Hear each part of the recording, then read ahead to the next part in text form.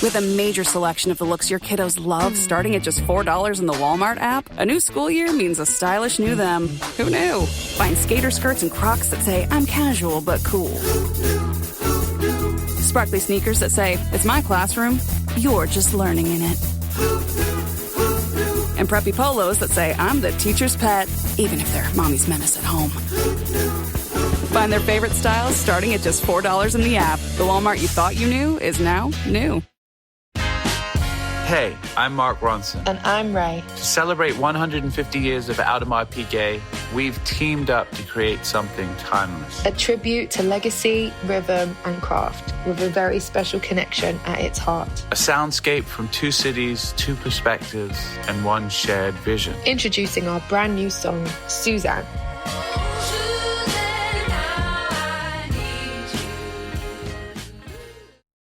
Choosing a bottled Starbucks Frappuccino drink that's all flavor and just 100 calories? Easy. Choosing between creamy vanilla, double chocolate, and sea salt caramel flavors? A little harder. Try the delicious new Starbucks Frappuccino light drinks. Look for them wherever you buy groceries. Start with Starbucks coffee.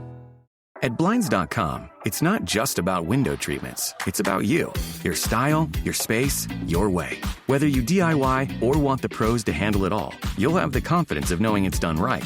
From free expert design help to our 100% satisfaction guarantee, everything we do is made to fit your life and your windows. Because at Blinds.com, the only thing we treat better than windows is you. Visit Blinds.com now for up to 40% off site-wide, plus a professional measure at no cost. Rules and restrictions apply.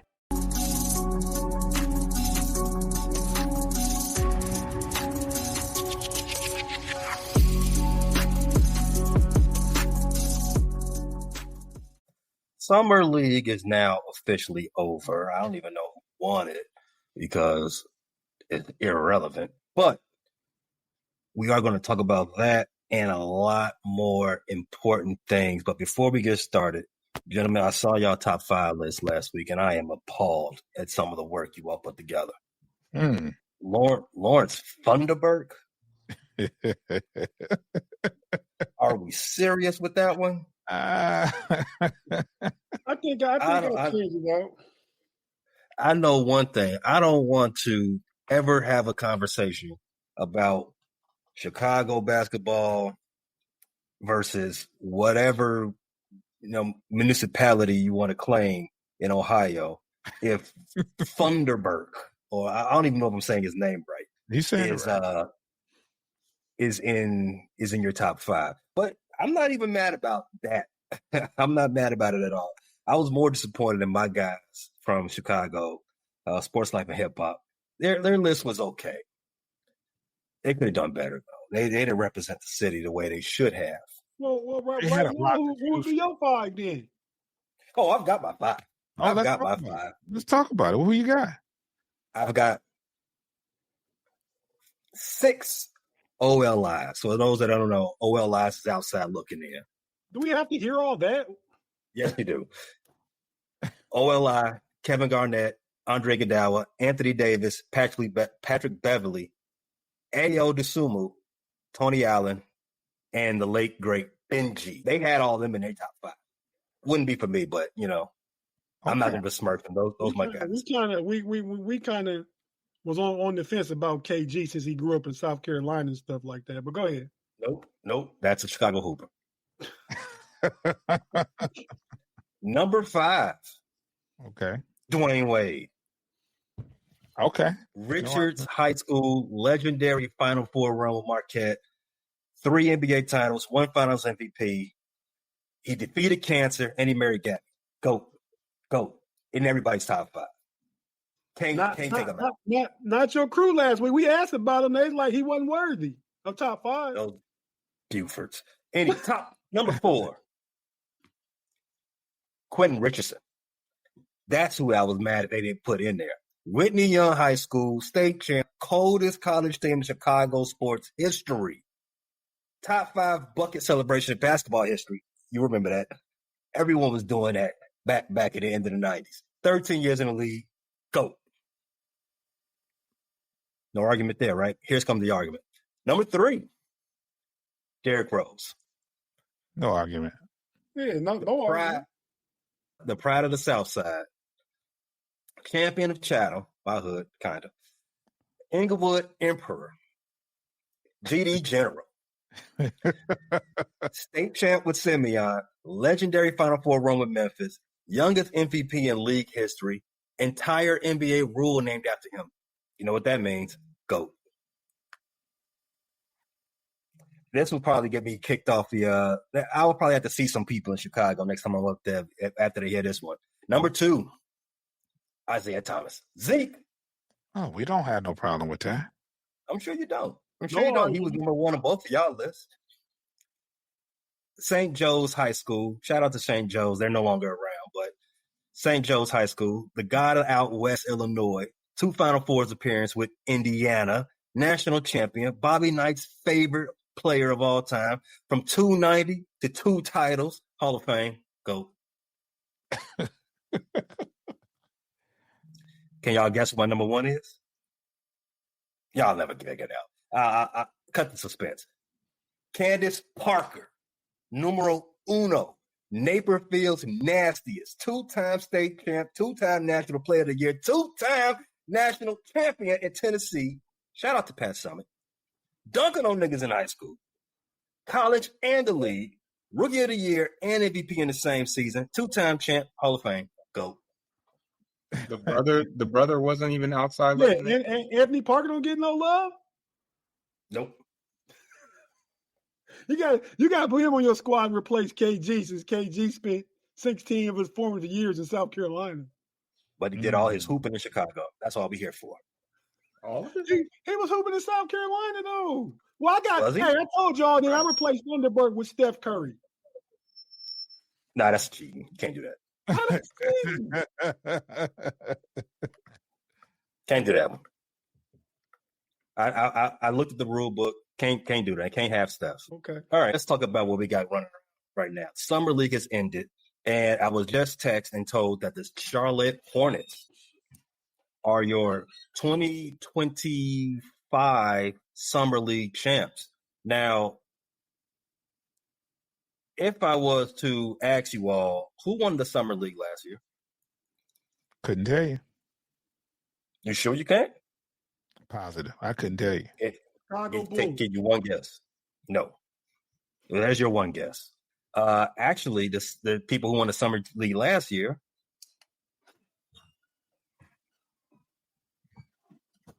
was the Cleveland Cavaliers. Wow. Shocking, ain't it? They didn't win last year. They won the year before. Oh, you're right. 2023. 2023 was the Cleveland Cavaliers. 2024 canceled due to COVID. So just like 2020. Doesn't matter. 2024 was canceled because of COVID? Must have been. No. So I watched Ron Holland play last year. Did Detroit win it? No. Oh, then it was canceled. Golden State Warriors, Sacramento Kings, San Antonio Spurs, the Bulls in 2016, Lakers after that, Portland, Memphis, Sacramento Kings again, Portland again, Cavaliers in 2023. What is that list of Summer League champions? First thing comes to mind. What? Nothing. Mids. First thing I thought of when I looked at this list was winning the Summer League doesn't point you in the right direction when you come to the regular season. And I don't think any of these teams did. I know Sacramento Kings, they won it twice in the last 10 years. Portland won it twice in the last 10 years. I don't think they've been sniffing the place. Well, the Miami Heat won it in 24. They did. We saw there was a play-in team. So like I said, canceled due to COVID. Yeah, so let's talk about at least what happened this Summer League from a team-to-team perspective. Let's start off with my boys from Detroit basketball. And while you're at it, any other updates or news coming out of Detroit? What you got? Well, what I saw is I didn't see what I wanted to see. Let me say this. I saw what I expected. I expected better play from Ron Holland. He did have one bad game that he played in, but it wasn't even a bad game. It was just the first game he blew the roof off the building. He had 28 points. He had 18 in the third quarter. He was step back threes and he was hitting threes. And then the second game he had like 15. And then the third game he had like 22. So he wound up averaging like 22 points a game. He had a bunch of fouls in one of the games and he had a tech. So I was waiting for to see more of Bobby Clinton, and he had a good, decent last game of the season of the summer league. He had a pretty decent game, showed his outside range, and I think for me, I wanted to see more assertiveness by him, more aggressiveness, but he's almost a little too unselfish at times. Good passer, but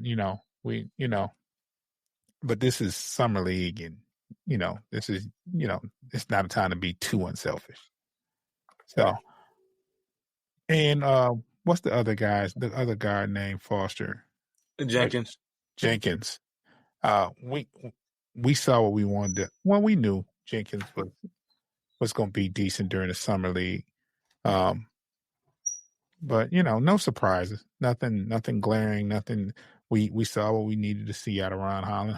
Hopefully he continues to be better. Continued on the road to improvement during the offseason. He has a while to go. He's a young guy, so hopefully he continues to work on that jump shot. Something else we got to continue to work on, not putting our headphones next to the mic. Foster, what did you see from Summer League from the Detroit Pistons? Yeah, my fault. Yeah, I've been working off some different equipment today. But yeah, so first and foremost, I hate the brand of Summer League basketball is pretty poor in general. You don't foul out until you get 10 fouls. So people are just up there going for broke as far as defense is concerned. So it just creates a very muddy and sloppy game. But as far as the things that jumped out at me, like June said, Ron Holland did seem to be more polished and much improved from last year. His jump shot looks a lot more confident. You see him taking step back threes. I mean, at one time it appeared he was just taking threes because he out of necessity and being open, but now he seems like he's somebody that can confidently put up some shots. But obviously he showed the defense and the energy per usual. Bobby Clinton, he was turnover prone. I'm definitely impressed with his ability to pass the ball. Get a nice 2-man game going with Tolu Smith, who has performed pretty well. I think that he's physically he's kind of that traditional center that is more of a back to the basket. He's limited as far as athleticism is concerned, but he might be a respectable, backup, center type guy. But yeah, I think that Dennis Jenkins was the guy that stepped up and really showed me the most. He had a pretty good summer league last year, but he had a good summer league last year, but I think he stepped it up. I think he's even more efficient scorer this year. But his turnover to assist ratio was pretty impressive as well. We knew that he could score, but he seems to be a pretty good distributor. He's got some good athleticism. So I'm really excited to see how he fares within that next level preseason basketball against guys that are more apt to make a team, actually, because he had a good G League last year, and it appears that he's kind of taking that next step in the right direction. So outside of that, Chaz Lanier, he took a lot of threes. I'll say that. He missed a lot, too. Yeah, definitely missed a lot of threes. I think he shot around 30%. He did not touch, granted, most of these guys, he played all 5 games, but he didn't attempt one free throw in 5 games. So pretty obvious that he wants to take outside jumpers. He's not going to attack the rim very much, but he looked pretty comfortable, on pin down screens, and he showed a little bit of a mid-range game, but attacking the basket, especially for a guy with some decent, he's 6'6" or something like that. So I want to see him get to the line, because if he is a good outside shooter, he should be a pretty good free throw shooter. So good, so good, so good. New markdowns up to 70% off are at Nordstrom Rack stores now. And that means thousands of can't-miss deals just in time for summer. The denim section is unreal. Why do I rack? All the dresses. I always find something amazing. Plus, buy it online and pick it up in-store the same day for free. Great brands, great prices. That's why you rack.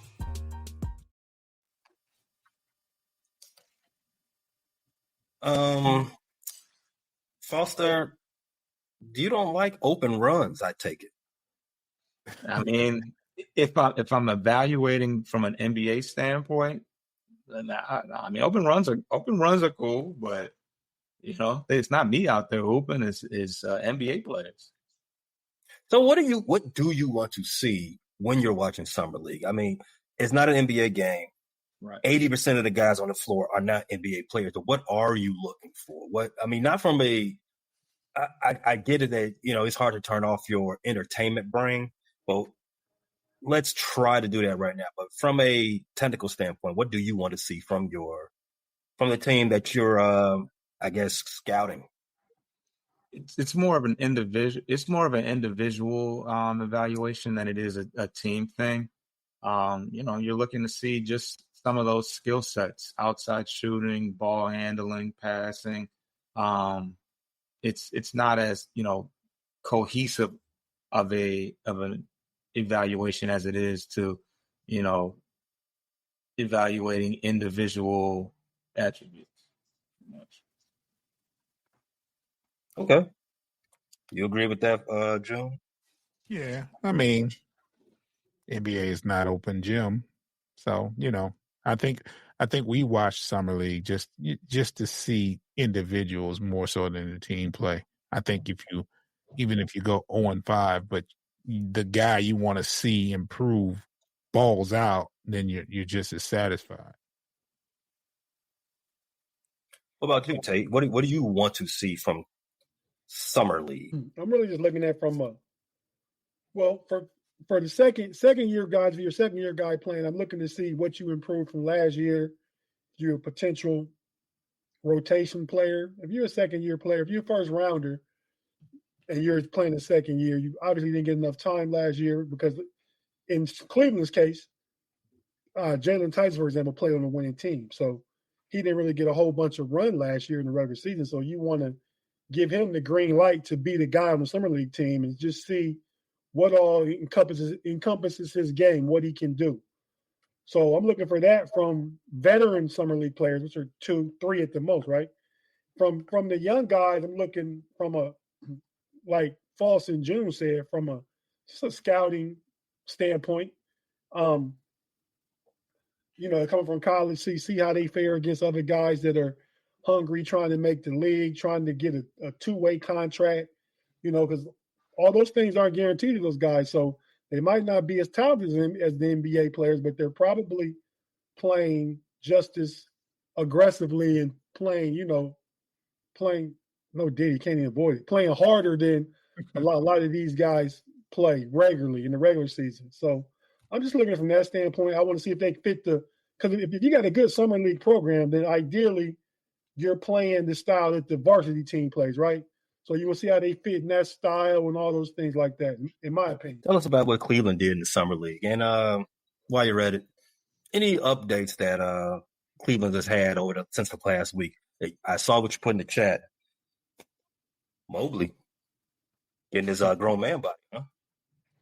Yeah, Mobley's working out in Vegas. He's putting on a little bit of weight, a little bit of muscle. The whole Cleveland organization, Coach Kenny Atkinson was interviewed during one of the podcasts. I mean, one of the Cleveland games, sat with Greg Anthony and the other guy doing the games, and they Donovan Mitchell sat down with Taylor Rooks on a podcast. Everybody agrees that the Cavs gonna go as Evan Mobley goes, as far as when he takes over as being the best player. Coach Kenny Atkinson said in the next couple of years, we hope he's a a perennial MVP candidate.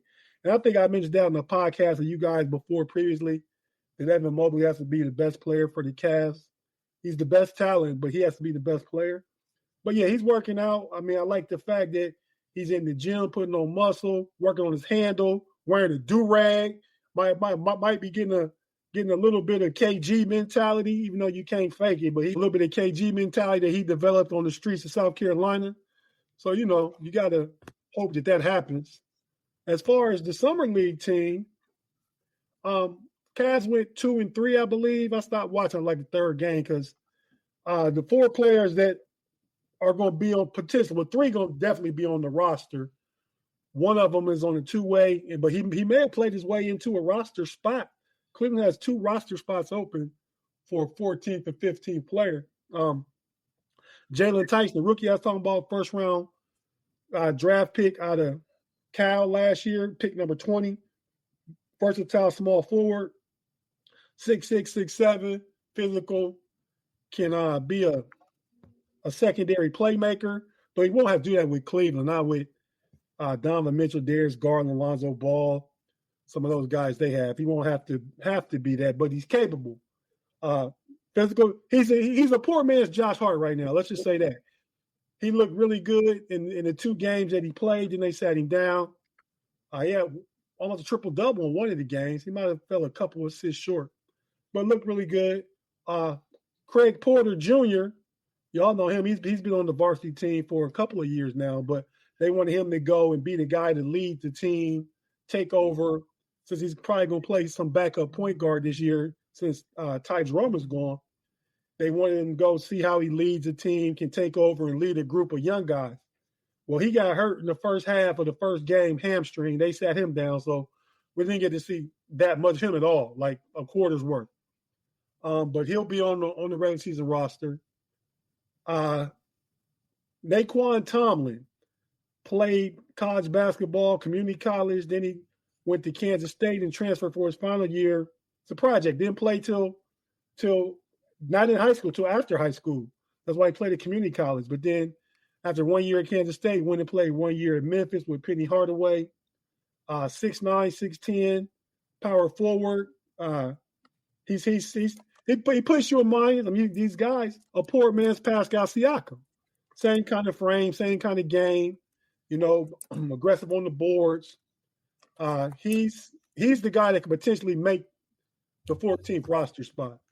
So he averaged I believe 24, 8, and 3. In one game, he had 10 offensive rebounds in one of the games. So he looked really well. Surprised how he looked. Him and Jalen Tyson were definitely 2 best players. The rookie, Tyrese Proctor, pick number 49 out of Duke. He had a game where he scored 35. That was the game after Tyson sat down. He had the green light. They wanted to see what he can do, shoot, take over, play, make, do everything he can do. He looked decent. He already has a contract to be on the varsity, so he'll be there next year. Now, whether he has to go play for the Cleveland Charge some games or any of that, we don't know. It can only help his development because he's on a team where he might not get many rotational minutes, but he's capable of getting an NBA game, save some of the guys in the last 5 or 6 minutes of a blowout victory. He looked decent, though. I think it's a lot to develop with that. 6'5", can play some defense. He got stronger since Duke already.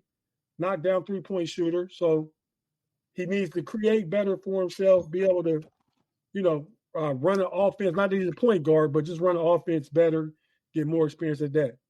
So those are the 4 players from the Cavs that I think wraps up as far as their summer league. They look good. I mean, because it's not about winning and losing. I mean, it was real hype. Monty Bates' first year, the year we won the Summer League championship. And we did go to the playoffs that season. We lost. That's the year we got beat up by the Knicks in the first round. So it really doesn't mean anything, but it's good. If you're a fan, you watch, it's good to see. Speaking of Duke, did you all see Dante Jones in the news this week? You couldn't wait.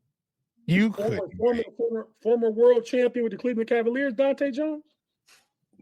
He won a championship? He did win a championship. Yeah. He was on the team? He was in the NBA? Only thing I know about Dante Jones is what I learned. Well, I know two things about Dante Jones. One, he's a cheap shot artist. When he hit my boy Psycho T. Two, I saw a video of him. If you haven't seen it, when I talk about this Bulls, feel free to Google Dante Jones. I saw him reminisce on his NBA career that you just alerted me to when he went digging in his pocket. But anyway, let's talk about the Bulls report right now. If you're a Bulls fan, you've probably been a little agnostic about the team this offseason because they haven't done anything. AKME, they keep promising big stuff, but they keep under-delivering. This offseason, they've traded Lonzo Ball for Isaiah Okoro after re-signing Lonzo Ball to a 2-year deal. What was the point of that if you're just going to trade him for a role player that is, I would say it, beneath Lonzo Ball's capabilities? So, again, over-promising and under-delivering. But coming to the Summer League, the Bulls did not win it, which would have gave Bulls fans something to talk about, something to be happy about. At least the young guys are hooping. But they did have a over 500 record. They were 3-2. Montez played in 2 of the games. He averaged the 22. Shout out to Capone, if 4 deuces. He averaged 22 himself. And the Bulls did sign a very decorated Japanese player, probably one of the most decorated Japanese players in basketball. I'm not gonna say history, but just one of the in these circles. Yuki Kamamura, I believe his name was. He played with Memphis last year. He was cooking. The Bulls signed to a 2-way deal. So I guess low ceiling, high ceiling type of player, type of thing right here. It's a 2-way deal. You don't expect much from something like that. But the Bulls, it's hard for Bulls fans to expect much with what they got going on right now anyway. So if we get anything out of my man Yuki, then it's a win. And as of right now, it's not looking like it's been too many wins this summer. Tate, have you seen that Dante Jones video? I haven't. You should have Googled that. But anyway, we're going to take a break real fast. And on the other side of this break, we're going to talk about some other stuff going on in free agency, most notably in La La Land. If you're watching live, stay tuned. We are going to be right back. If you're checking us out on audio, after our wonderful ad partners rap to you for a second, we'll be right back on the other side. So stay put. Don't go too Need far. a Garrett's popcorn break.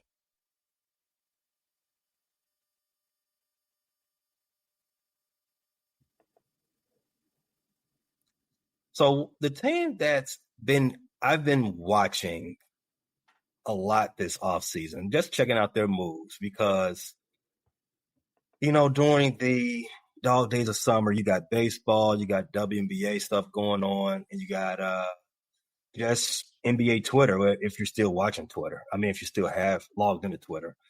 And then there's the Clippers.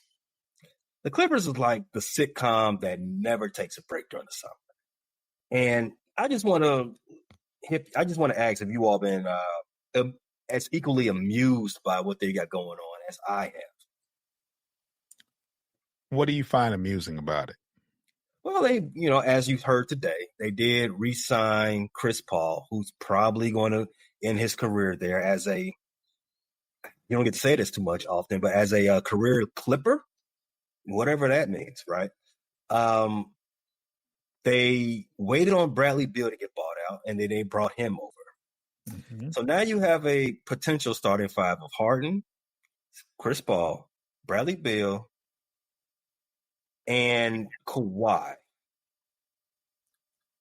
In addition to, in Zubac. Zubac's probably the best player in that front 5. Not Kawhi, then Zubac. True or false? Well, over under rather. 52.5 wins for the LA Clippers next season. But before you do that, you got Zubac over Harden? Yes. I think Zubac's a top 3-ish center, at least based on last season. Pretty solid offensively, very good defensively. I think Harden's just for the checks, just there for the checks and the cheeks. Over, I would say under, just because I feel like they're still going to have injury issues. But overall, it's a team that doesn't really have any. There's really no weaknesses on that team. That team's got a good mix of offense, defense. Reggie mentioned the weakness. The defense. You got Kawhi. You got Zubac. You got Kawhi. You got Zubac. You got Derrick Jones Jr. I mean, you got the front line. The front line should be all right, but I think, like I said, the injuries. Kawhi's not going to play 82 games or anything close to that.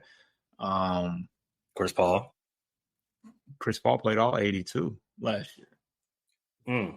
Even if he played 70, I'd be impressed. But he played all of them. You said what, Tate?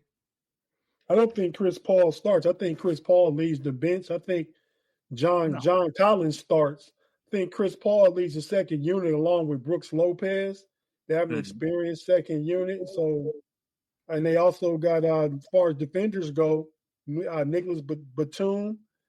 52.5 is a good number. I think they'll get 50 wins. 53 might be pushing it a little bit, but they're not laughable. That's all I'm saying. Oh, no, they're laughable. Very laughable. They're the Clippers. Come on now. Let's be real. Well, this is not the Clipper. This is not I know you love Quentin Richardson, but this is not the Darius Miles and team they're fun, but they're not good. Like, I mean, they're not even the Norman. They're not even the Norman Powell Clippers anymore.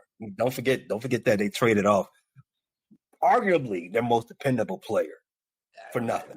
That was a cute season, but like, what is he, 30 and? Oh, he's got about a 3-4 season stretch now.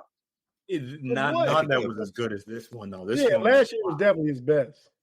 Yeah, by far. When I said dependable. Now, did Norman Powell go to North Carolina? Is he a Tar Heel? No, he's a Miami. You got to look those things. I think he's from California. No, he is from UCLA, but the way Page defended him like he's some right. different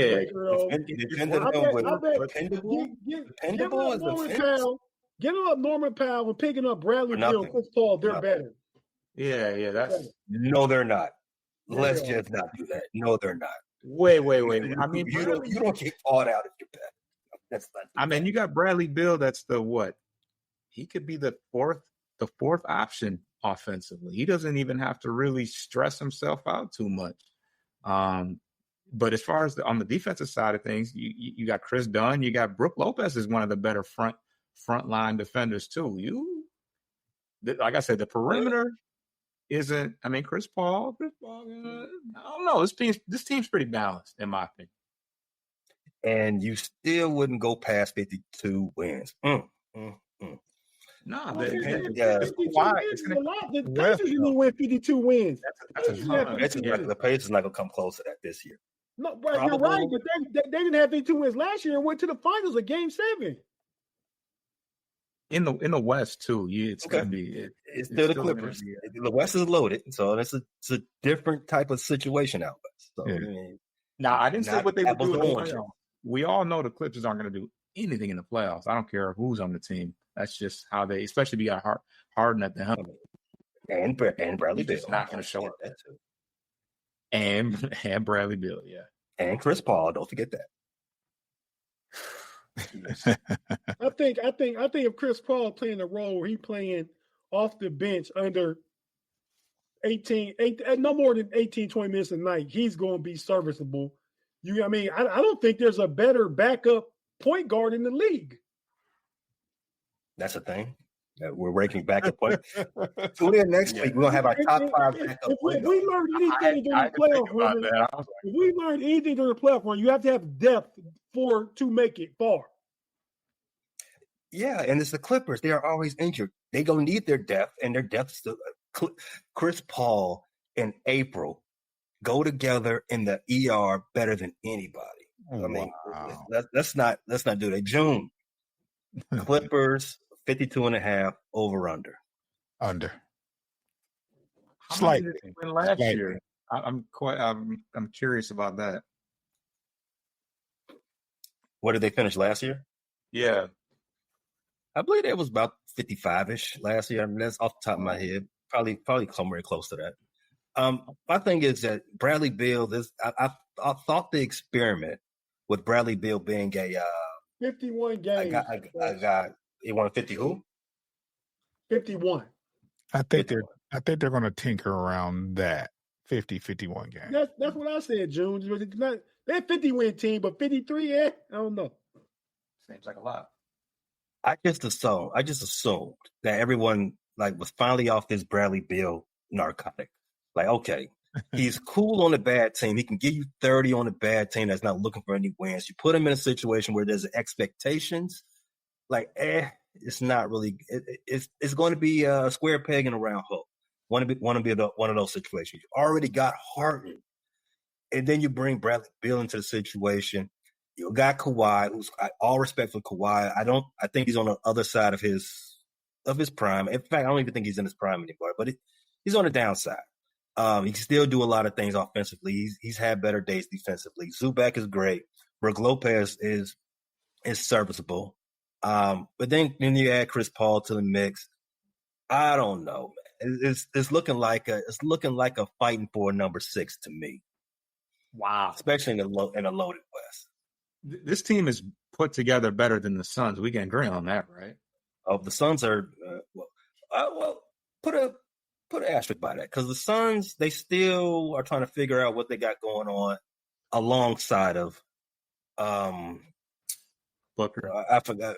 Yeah, Booker. I was finna call him Kardashian. My bad. No disrespect. Yeah, they're still trying to figure out who's his running mate going to be. Are they going to keep Jalen Green? Are they not?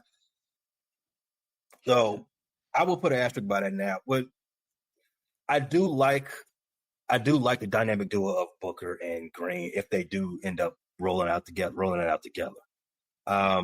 I was referencing when it was KD, Beal, and Booker though, more so. Like where Beal didn't work there, at least you're surrounding him with some defense at the very least. Mm-hmm. And an actual you're right there. Right. An actual point guard too. True point guard, yeah. I don't know. I mean, Harden is a top 5 assist type guy. He may not be your prototypical, but he's a great passer. Mm-hmm. And then you got no shade there. We all know that Paul and you lose no assist production when Chris Paul comes off the bench. Oh yeah, none at all. There's always going to be somebody on the court that can get it to something. All right, enough of me hating on the Clippers. Let's do another list. This week, we're doing top 5 moments in franchise history. Who wants? I'm gonna go to Kate. Top 5 moments in franchise history. So, whatever they may be, Detroit, Detroit fighting the fans. I don't know, or back to back with Zeke in the microwave and Dumars, or Zeke continuing to play after he blew out his ankle that game. I don't know. Whatever you want to is your show, your list. I won't critique it. But if you miss something, I definitely will bring it up. Foster. The top 5. I mean, we're starting at 5. For production purposes, it helps if you start at 5. But you can run it however you want. This is the part of the show that I forgot to do research on. But excellent job. I mean, so for me, as far as the Bad Boys are concerned, those are years that I do not remember. So they would have to fall, towards the bottom of my top 5 list. Well, you don't got no good top 5, False. Well, I mean, it depends on how you. I'm sorry for interrupting. Yeah. So okay. So I say, Bad Boys number 5. We'll say. Wait. What specific moment from the Bad Boys? I don't know. Let me go first. Go ahead. Right. You know what? It's some. Do you know who Vernell Hill is, Foster? No. Martin, bro. Take his Detroit card today. June, give us a list that's worthy of Detroit basketball. Okay. I got number 5, the actual number 1 pick of Cade Cunningham. Top 5 moment. Okay. I got number 4, the actual game where Isaiah hurt his, it was his ankle versus the Lakers in a loss in LA. Also, I hate to say this, but the number 3 was the bad pass by the inbounds play versus Boston to lose it. Wasn't that Zeke who threw that? Or was Zeke. it? It was, yeah. Yeah. Number 2 would be the brawl. The brawl in the what do they call it versus Pacers? Malice in the Palace. Malice in the Palace. And number 1 is definitely the back-to-back championships for the Bad Boys. You got Malice in the Palace at the top 5? Top 5? Yeah. Okay, Yeah. all right. You all won the fight. Okay, I like it. But the thing is, that was like 2004. Am I correct? Right, it's 2004. Yeah. Yeah. So yeah, that was a good year. All right. Did you miss me, Foster? Shaboing boing? Yeah, you don't get that reference, do you? All right. No, I watched Martin. Come on now, but Vernon, come on, is he that common of a The person? Vernell Hill. They're doing a spinoff of Vernell Hill. Yeah. That Foster don't give a damn. He was based in Detroit, but I don't know. Oh my Jesus! It was just based in Detroit. It wasn't even shot in Detroit. That's the funny part. Yeah. But anyway, They had a show where they was at the DMV. We don't have a DMV. It was kind of fake. Yeah, it was shot in LA. They just showed it. Okay, if we're gonna call Martin fake now. It didn't put up for Detroit. We have the Secretary of State. We don't have a Department of Motor Vehicles, man. That was kind of same thing. Same thing. We don't have a DMV in Chicago. It is actually the Secretary of State too, but we call it the DMV. You call it DMV. We don't call it DMV. We don't call it the DMV. That's what I'm saying. You know, Detroit culture. You got to embrace it. But one moment that June didn't speak on was definitely defeating that super team of the Lakers. Well, I wanted to leave something for you. So yeah, no, I appreciate it. I fumbled the rock a little bit, but yeah, that one was pretty. That one was pretty epic. I mean, Gary Payton, Karl Malone, Kobe, Shaq, Ori. I mean, that team was super stacked, and they managed to win one game on a game-winning shot by Kobe. Otherwise, we would have swept that team. So that was pretty impressive. Beating Kobe outside of his court clothes, I loved it. Tate, top 5 moments in Cleveland Cavs history. What you got? Much like False, I forgot to do my homework on that too. But because I'm so old, I got a long frame of reference, right? So I'm going to go number 5. The fleecing of the Philadelphia 76ers when we traded Roy Hinson, 1986 draft, for the number 1 overall pick. You guys don't know who Roy Hinson is, right? We traded him for the number 1 overall pick, turned it into Brad Daugherty, who was well on his way to being a Hall of Famer had he not decided to go hang out with Joe Gibbs and race cars for a living. He's the only player. I mean, he made a career. He made a career out of that. So I mean, if he's from North Carolina, once again, the Tar Heel. That's why you're taking up for him. Sorry, he likes this. He likes this. Take it out for him, man. It's a fact. He made a career out of NASCAR. I also want to say he's the only player to get beat up by Bill Laimbeer. But go ahead. Irrelevant. He's a basketball player. Basketball players can't fight.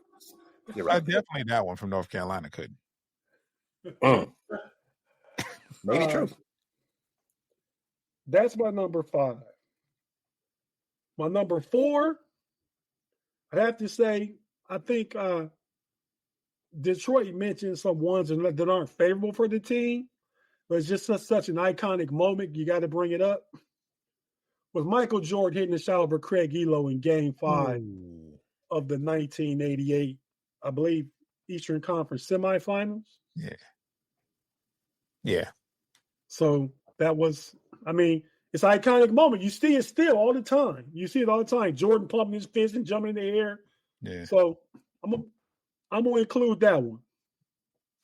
My number 3 moment, again, referencing Detroit. LeBron James scoring 29 in one quarter against the Detroit Pistons in the Eastern Conference semifinal. These are top Cavalier moments? Yeah, why wouldn't they be top Cavalier moments? Okay, just questioning. Just questioning. I would have thought that would be a little higher, but all right. Sucker. This is going to be a good list, man. This is going to be a good list. So that 29 points, and that was the Eastern Conference final, wasn't it? That's the year. That's the year LeBron. Okay, next, man. Single-handedly upset Detroit and took a team that had no business to the finals to the NBA Finals. So those two are free, you know. All right, we get the finals in Number 2007 and scoring 29 against the Pistons and putting them out. Number 2, 2016 NBA championship, where LeBron James gets de-blocked. Number 2? Number 2. Wow. Number 1 better be really good.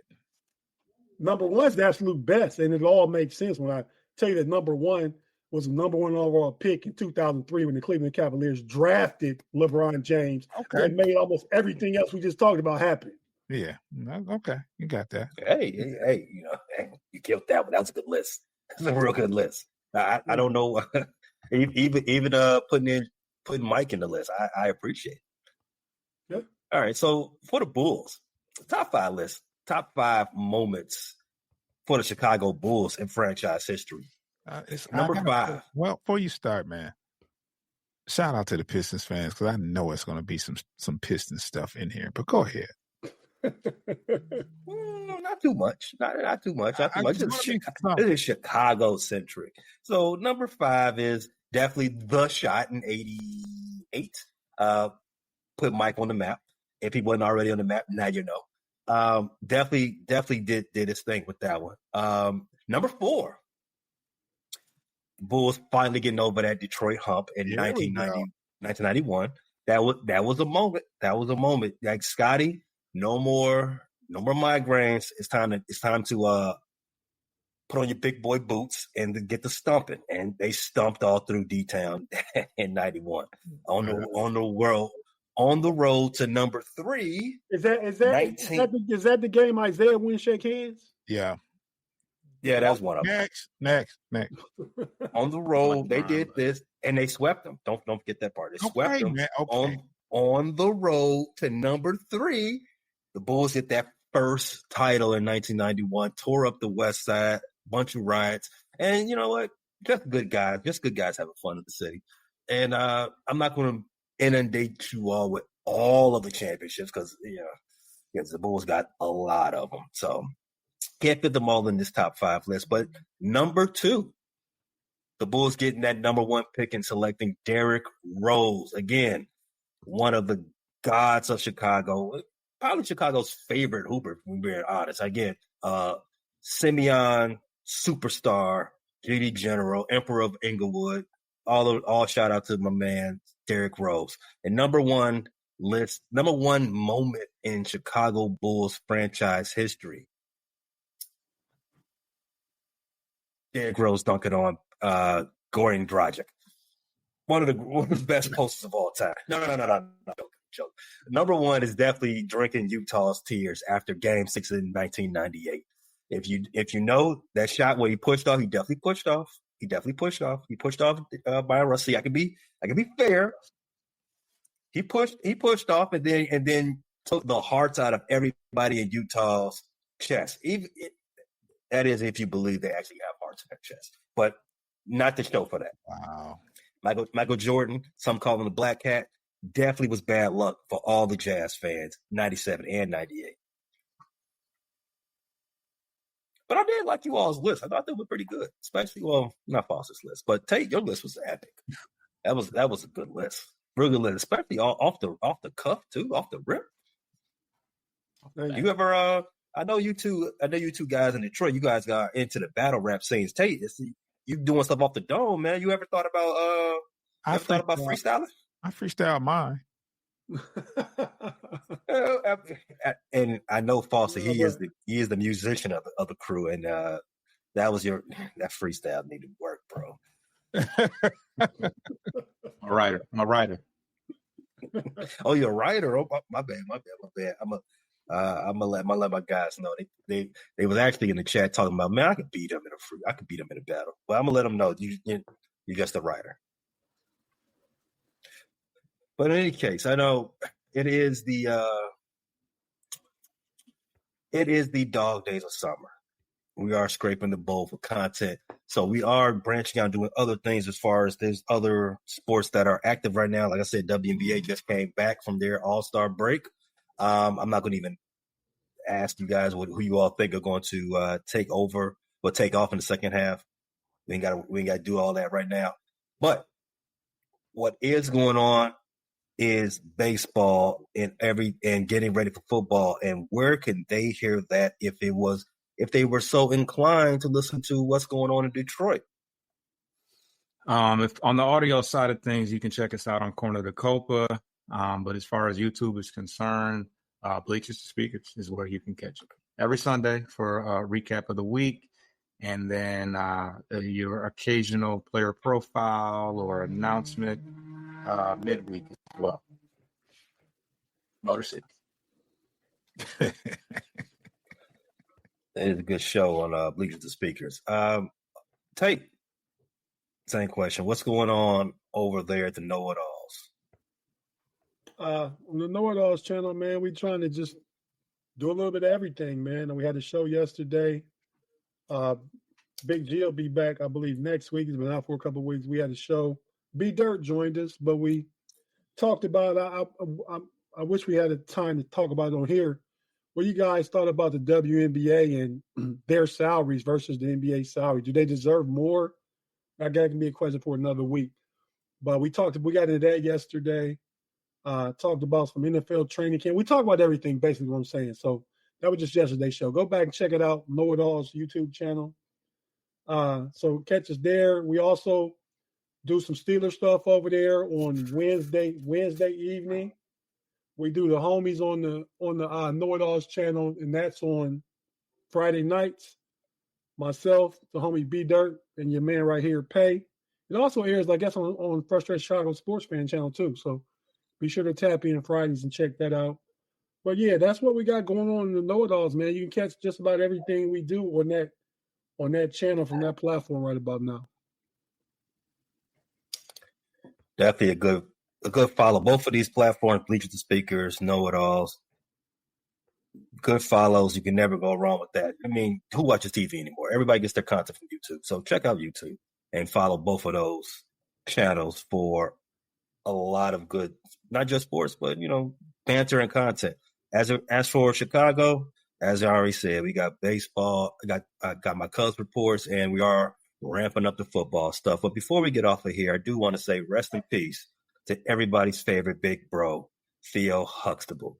He died in he was vacationing and I hope in Costa Rica, he drowned. He drowned. I'm glad it wasn't Lake Lanier, because if it was Lake Lanier here in Georgia, I was gonna shake my head. But rest in peace to him. If it wasn't for him, we would never know what a Gordon Cottrell is. We would never we wouldn't have the same type of empathy for anybody with learning disabilities. He put us on in a different way back in the 80s, early 90s. So great actor, great producer, really talented guy. Definitely going to be missed. But that's all I have for that, fellas. Same time next week. Same time, back channel, all that. You can think about it later. See you guys later. Thanks for listening to this latest episode from the Frustrated Chicago Sports Fan Channel. Don't matter if you listen to this on Apple Podcasts or Spotify or watch it on Twitch or YouTube. Make sure you like, subscribe, share with a friend, hit the notification bell so you never miss a drop. And to all the guys from Chicago, we say three things. Bear down, go Cubs go, and sell the team, Jerry.